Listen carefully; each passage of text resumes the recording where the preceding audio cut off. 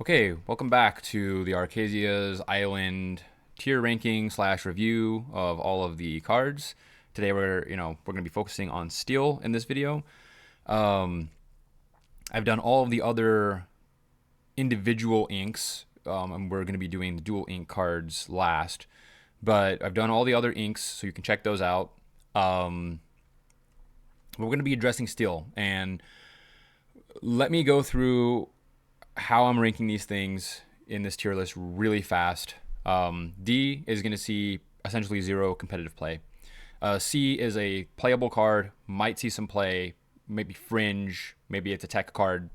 B is a good card, will almost certainly see some play, maybe a couple copies into established decks, things like that. A is a very good card, will absolutely see play, probably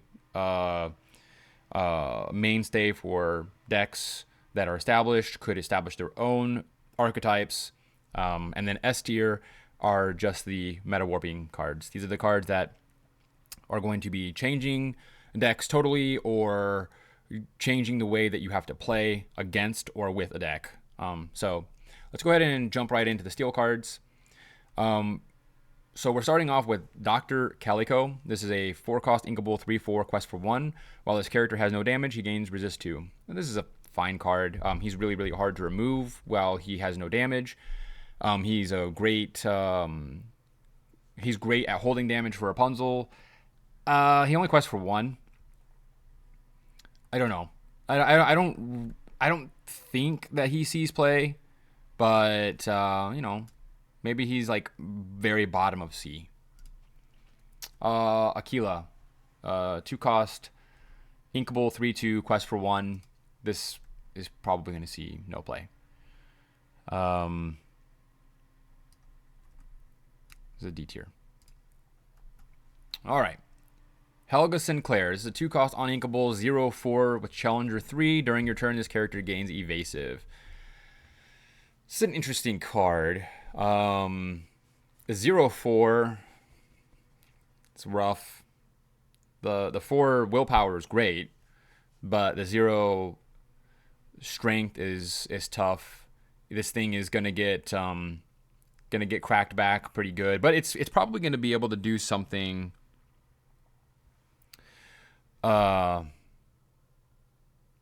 Before that point, right? It's probably going to be able to challenge in, knock something out. So, yeah, I think that this card's fine. For that particular reason, I'm sorry, I'm kind of losing my train of thought. My cat's driving me nuts over here. It doesn't do anything when it comes in. It's a 0/4. It's getting, Ruby is going to wipe the floor with this card, unfortunately. But it is a 2-cost. It will survive challenging into Bell. That is probably not irrelevant. This card has a shot. This card has a shot. Bolts. 2-cost inkable 1/3. Whenever this character quests, if he has no damage, you may draw a card, then discard a card. And a quest for 1. This card is terrible because we have unconditional filter, and yeah, I don't like this card. I'm not gonna sit here and bag on it too much. We're just gonna just throw it right in the D tier and move on. Hey is a 1-cost 2/2 inkable quest for 1. This is a shift target, I suppose, for the blue. Steel card, just like Bolt, is a shift target for the Floodborn. I don't think that this necessarily makes the Bolt any good. Hey is at least an on-rate card where it's a 1 for a 2/2. I don't think that Hey is very good, so I don't think that this Hey is very good either. I don't imagine that it sees very much in the way of play. Okay, Raya. 3-cost, inkable, 1/4, quest for 2. During your turn, whenever a card is put in your inkwell, this character gains resist 1 until the start of your next turn.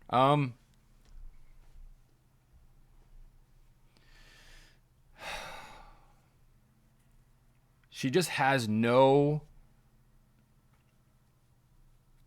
She's got no strength. And, putting her in blue steel sounds kind of fun, where you can, double ink on a turn and give her resist 2. She probably really wants to be in red steel, but she's only got 1 strength, so you need to sit here and buff her in order to make her usable. I don't know. Maybe that's worth it. Probably not.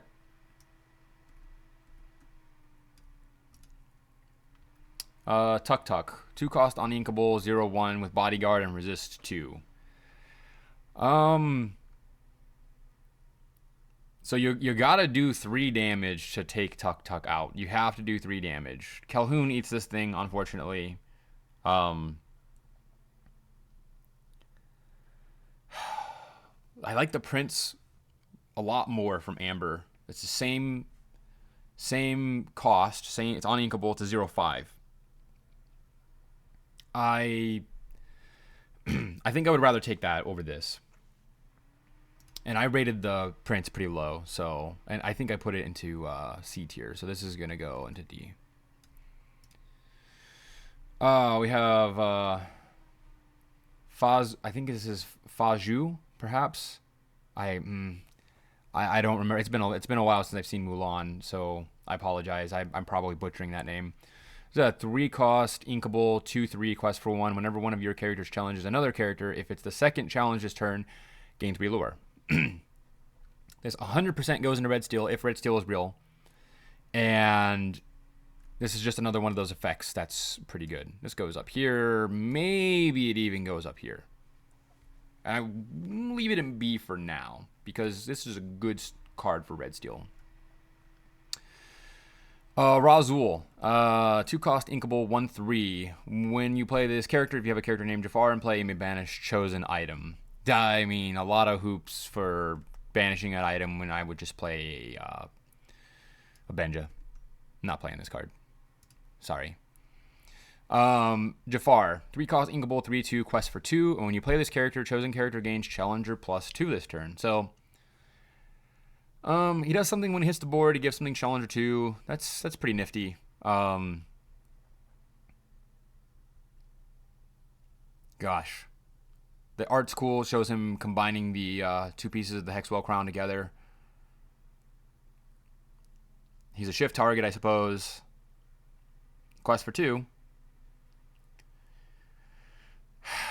He's worse than Crab, and Crab gets his effect when you bounce him. And I think you're playing this in purple steel, and you're just going to play Crab over this. I'm going to put this in the D tier. Alright, the Crocodile. TikTok.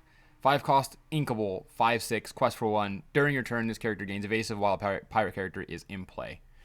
If you're playing red steel and you have some number of pirates, then he can have evasive and eat Maui Shark, which is funny. He can eat tons of characters. He survives quite a bit of those other characters. He's trading into Maui Shark. He's trading into Maui Hero at all. He's eating the Elsa, the 5 cost Elsa, with no problem. He's eating Genie with no problem. This is an interesting card, but you need to have a pirate in play. You could play it in green steel as well, in the green steel pirate deck, and give this thing evasive. This is a huge, and green steel does struggle with having high strength characters. So you're playing the Pirates version, and I can maybe see this card seeing some play just to be able to handle like opposing locations and big characters that you might struggle with. I don't know.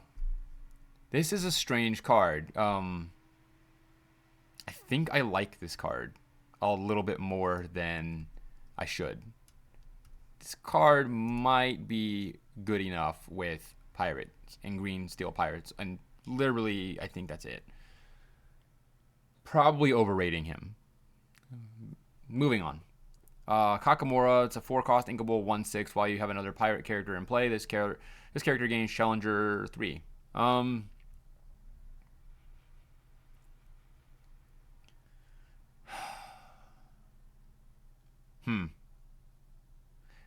It's kind of like TikTok, actually. It easier to remove. for sure when if you're playing red. Um, just as hard to remove if you're playing against steel. So TikTok has the benefit of being harder to remove from both colors.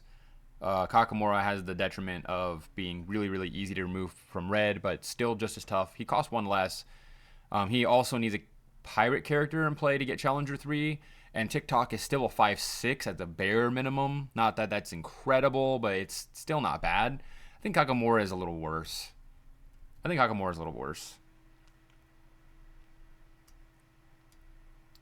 Moving on.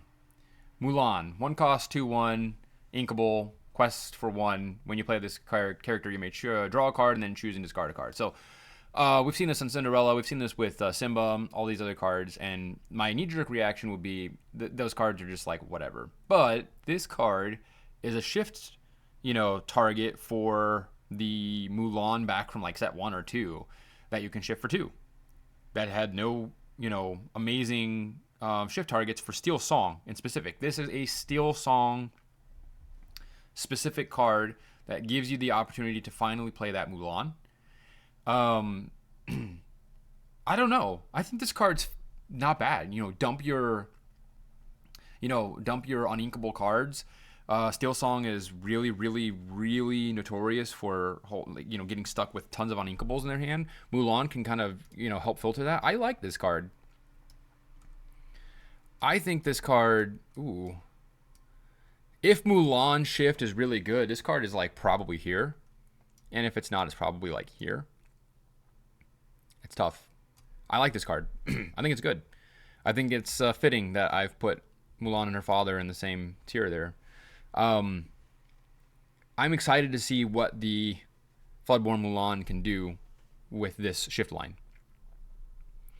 Moving on, we have Orville from the Rescuers. This is a 3-cost inkable, 4/3, quest for 1 during your turn. While you have a character named Miss Bianca or Bernard in play, this character gains evasive. This is super specific, super narrow. It's over, like the rate is a little bit higher, but it's fun. It's going to get put here where the other fun cards go.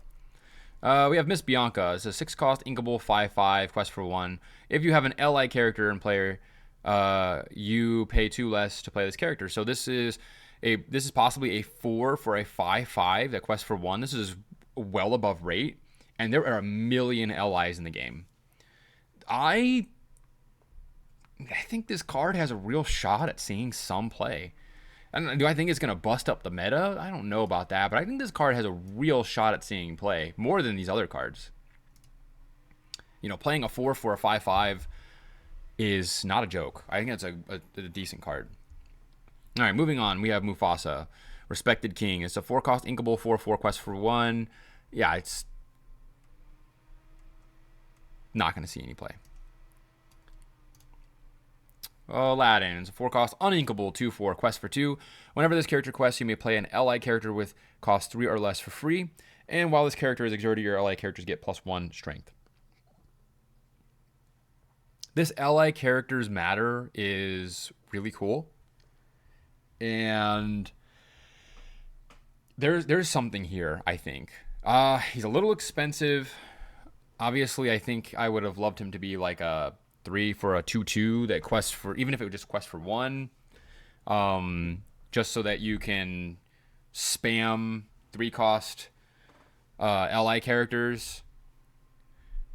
There are a lot of LI characters in the game, and like you can, like, just for instance, you could just spam Orville, and hell, I suppose at that point maybe Miss Bianca and Orville have something going on, perhaps. Just in here, we have Razul that gets played for free. You wouldn't want to play something like Hey. But yeah, you could play your Tuk for free. None of these cards are great examples, but there's a lot of LIs in the game, and I think that this card has a shot of seeing play as well.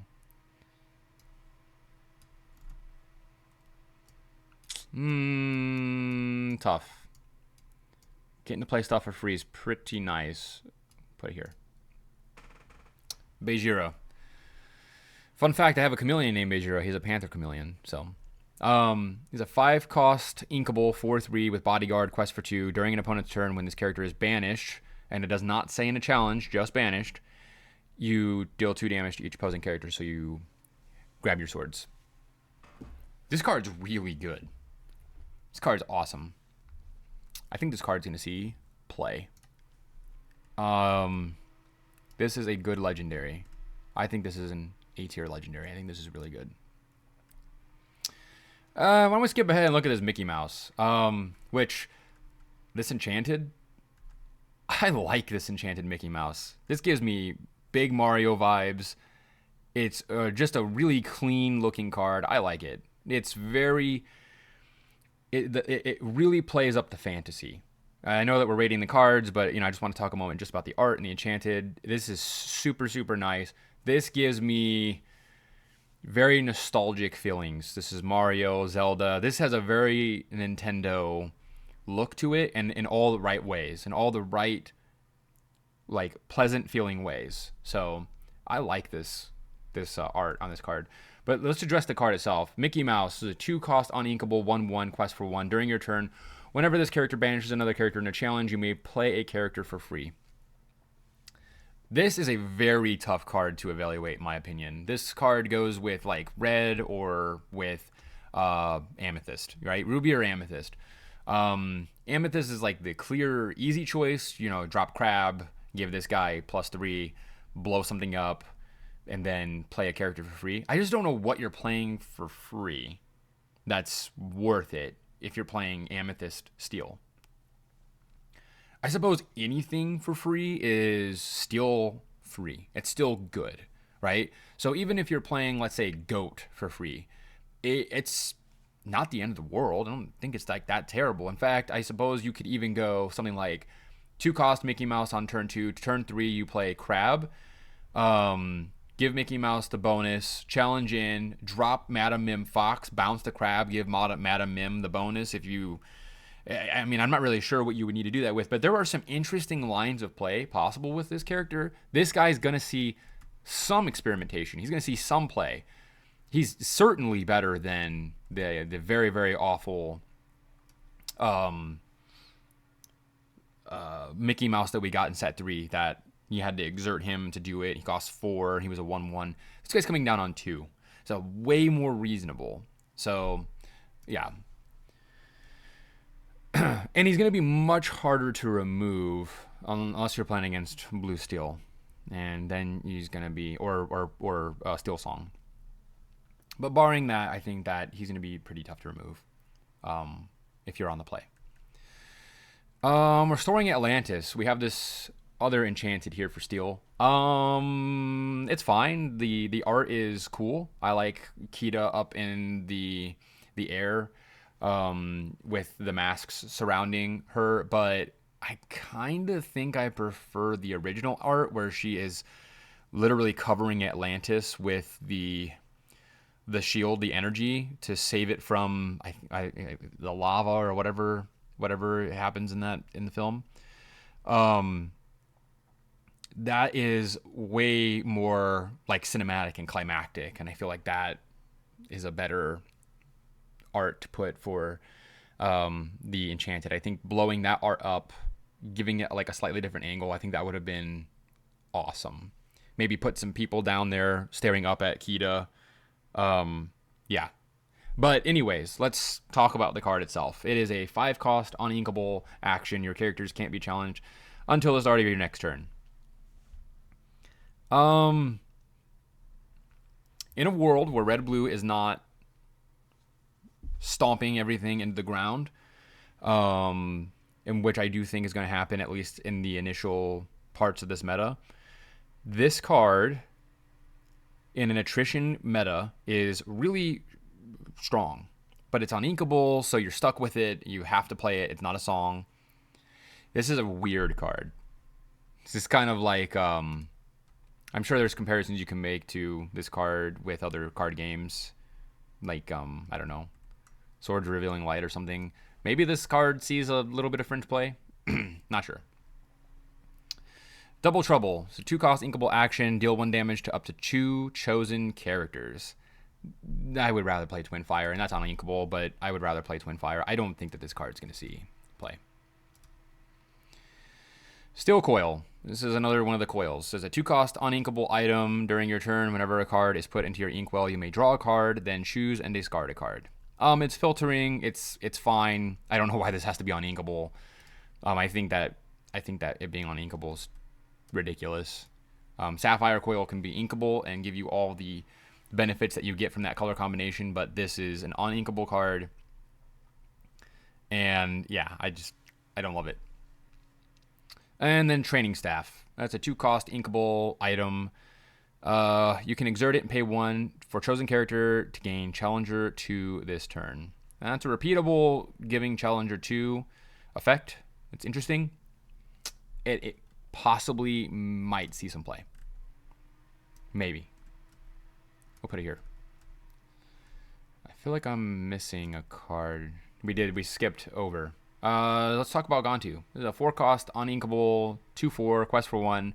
When you play this character, characters can exert to sing songs until the start of your next turn. That's your characters included. And each player pays 2 more to play actions or items.